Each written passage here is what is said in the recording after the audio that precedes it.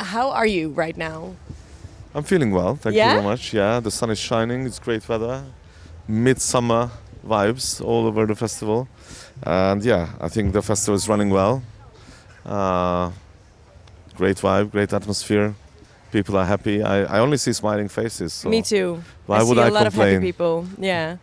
If I was wondering, because is it too early to say that this year's edition, is a great success already, or are you a bit hesitant to say that right now? We know what to expect from this edition, and I think we will deliver that. Okay. Because I was wondering, as the head of a festival, when is it a success according to you? When does it feel a success for you? The biggest success for us, from the operational point of view, is when we have the smiling faces, when we have a festival which runs well, when the atmosphere, the vibe is good. That's a successful festival, because that helps us to develop and sell tickets for next year. Yeah. So it's this constantly ongoing marketing is what we have to get used to. Yeah. And actually, of course, the quintessence of it is the festival itself. But you're happy right now. I'm happy with what I see, yes. That's a good thing. That's a good thing. Great to hear. What has been the biggest challenge for you this year for this festival to arrange it? Well, I think 2 challenges. Okay. One is definitely the cost of living crisis all over Europe, and parallelly the cost of travel raised, I don't know, double in the last couple of years. Yeah. So that doesn't necessarily help to sell tickets. No. And especially if you have such an international crowd than we have. I mean, we have visitors from all over the world, but especially from Western Europe. Yeah. And if you look at flight prices, for instance, from the Netherlands to Hungary, or from France to Hungary, or from UK to Hungary, it's like double or triple than the years before. Yeah. So that's a challenge, which unfortunately we can't change. We don't have an airline yet. Is there something that? But we can give options. Yeah, exactly. We can give options. What are the options? Like the Sziget Express. Okay, yeah. So you can travel by train, or we try to develop surfaces where people can sit together in cars and do car sharing. Okay. So find other ways of travel, or we can try to be, well, let's say cheaper in ticket prices, food and beverages prices, stuff like that. So if you look at the prices at the festival, it's like inflation would never happen. We have the same prices of the drinks as we had last year. Food is even cheaper. Yeah. So that's where we can help. Is that manageable for you as well? Because I think you want to make money with it as well. Yes, but if you look at the budget, the proportion of the money we can make on food, for instance, it's not that much. It's not in line what we can make with the ticket sales. Yeah. Okay, can imagine. So you have to consider which one is That's- better to that's- lower that's the prices. That's the game we're playing. Yeah. And the other challenge, because you said there were 2. Well, operational challenge is always the top priority. So the safety of our visitors is key. We developed the customer care project. We have a huge amount of people working on the safety of the festival. So that's the key challenge during the festival.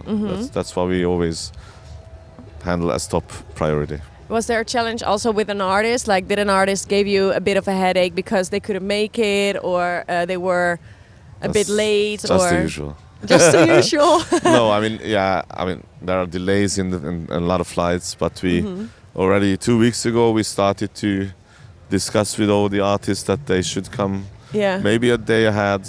Yeah. So not to mistake the day, and if it's on 2 hours, they shouldn't be late for their performance. No. So that's why we try to prepare everyone for that.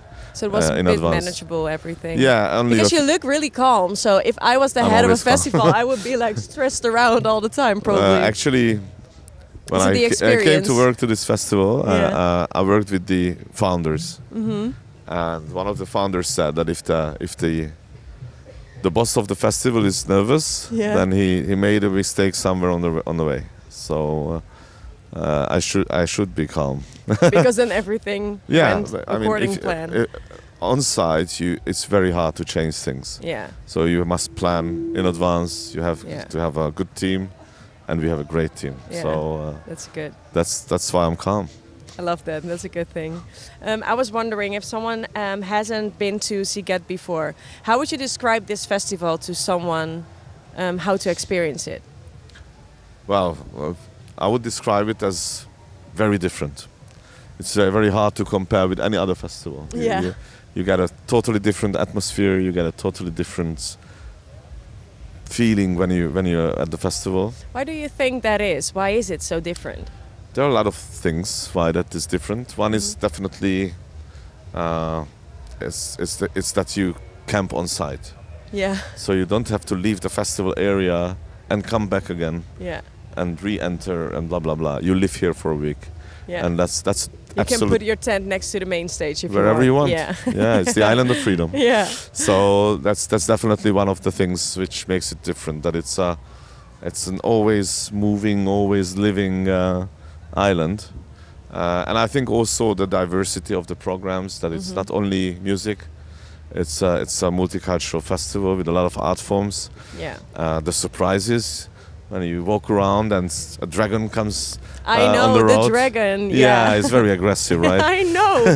He's very scary. Even at night, like I'm a bit afraid. All these surprises make the festival different. And it's not like a lineup festival that you go for a show, you watch the artist, you drink a beer, and then you go sleep. Yeah. It's totally different. Talking about the music of the festival, is there an artist that you're saying, I need that artist to get here within the next few years? Which one would that be? That would be a false promise if I would name someone. Why? Because then, someone would say, yeah, why didn't you get that artist in the next years? So it's not as easy as people think in some cases that if you want to have an artist, then that happens. No. So it's always about routing, and if they do festivals at all, or they just do stadiums. But you can dream, right? Yeah, dream. What is a big dream of you two? I would love to see Metallica, but I'm a boomer. I'm a boomer. That's cool. Yeah. Okay, nice. Metallica. Yeah. Let's hope. And Charlie XCX? She played already. But now she's in the Brad Summer, like maybe next year as well, or? I cannot promise anything. Okay. I was trying my own wish list to put it through you. Okay, why do you think that Sziget is such a popular festival for all the Dutchies? Oh, because that has history. Yeah, it's your festival. I know. You take over. But it's good. It has history because I think 15 years ago, even more maybe, a very tall, bold Dutch guy entered the office of Sziget, and he was a bartender in Amsterdam. And he said he likes the festival, so he would like to sell tickets in the Netherlands. And I think first time we had these printed tickets at that time. So okay, yeah. And first time he bought, I don't know, 20 maybe, and then he sent it via post. Oh really? That's so funny. And then I think first year he sold about 200. Oh my god. And somehow, I think Sziget somehow touches the Dutch audience. Yeah. It's very hard to tell why, but it's maybe the exploration and that it's different, and it's we know it became a kind of a bucket list festival in the Netherlands, so every Dutch must come at least once. But and he started to sell 200 in the first year, and then a couple of years later it was 20,000. It's insane, because do you know the percentage of this year, like how many Dutch people there are? Well, I know that after Hungarians, Dutch is the biggest colony. It's insane, yeah. If I'm walking around, I only hear Dutchies talking. And this year we have, last year we had 50% international guests, and I think almost half of them were Dutchies. Yeah, that's insane. Really it's good. Insane, but I love it. I love it. I think somehow the Hungarian and the Dutch culture meets at Sziget. Are a bit similar or something. Or I don't know, but it definitely but we love meets each at other. Sziget. Yeah, we love each other. What are you most proud of in accomplishing this festival? Oh, that's a good one. I think the customer care project this year is really something we can be proud of. So it's not only a physical help if you I don't know, break an ankle or something. We have a hospital on site, by the way. But it's also if you feel too much pressure in the crowd or whatever, we have ways to help you. And I think this is really something which I've never seen at any other festival. Yeah. So this is again a step ahead of the market. Yeah. So that's definitely something. But also the green projects we run. So the sustainable side of the festival. I mean, any festival has a huge footstep, but no matter what they say, it's a huge carbon footstep, which you need to reduce. And I think we made major step forward on that. That's a good thing. Yeah, good for nature as well. Yeah. Yeah. Are there some hopes and dreams for future editions? Because you've been doing it a lot of years now. Are there still some things that you want to achieve with this festival? Yes, definitely. And what are they? I would love to see a fully sold out festival, because you know we have day tickets and weeklies. Yeah. And the combination of those never add up to a fully 6 days sold out festival. That's what I want to accomplish in the next couple of years. Yeah, everyone here, all everyone the Dutchies, everyone here. Yeah, Hungarians, Dutchies, French, Germans, whatever. It's been 31 years, right, Sziget? 31 years, 30 edition. Yeah. How do you keep it interesting for everyone to keep coming back to Sziget?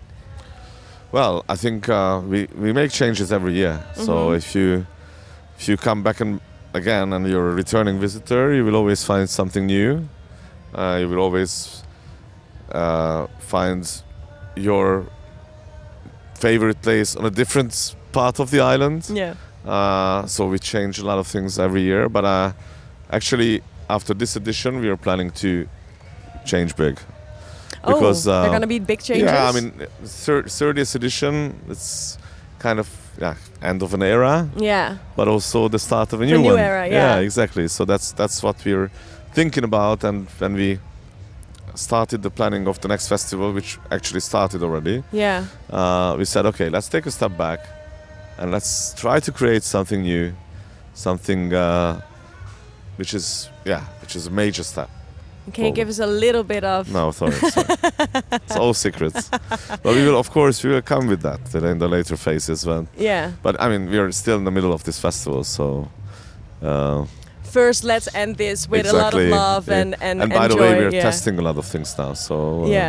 we will collect all these information and data and a lot of other stuff, and then we will make decisions, which hopefully will lead to a even better and even... more exciting experience. I love that. So you're saying next year definitely we need to go back and experience it again. Of course. Yeah. Check us. Okay. If we keep our promises. We'll see. Thank you so much for your time. Thank you very much. Thank you. Thank you.